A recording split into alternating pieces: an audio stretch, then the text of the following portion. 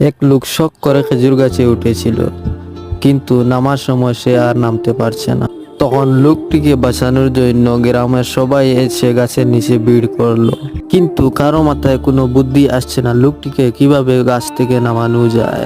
সেই গ্রামে একজন বুদ্ধিমান লোক ছিল, কূপের মধ্যে মানুষ পড়লে সেখান থেকে উদ্ধার করত। সেই বুদ্ধিমান লোক এসে খেজুর গাছের মাথায় রশি ছুঁড়ে মারলেন এবং খেজুর গাছের উপরে যে লোকটি বসা তাকে বললেন ধরে খেজুর গাছের মাথায় বেঁধে ফেলতে রশিটি, আর রশির উপর প্রান্তে কয়েকজন লোককে ধরতে বললেন। বুদ্ধিমান ব্যক্তির কথা মতো তারা রশিটি ধরলেন।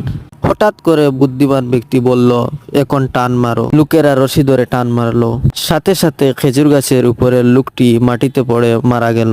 তখন গ্রামের লোকেরা বললেন, আপনি এটা কেমন কাজ করলেন, লোকটা মারা গেল। তখন বুদ্ধিমান ব্যক্তিটা বলল, ভাই এটা লোকটার কিসমতের দোষ ভাই।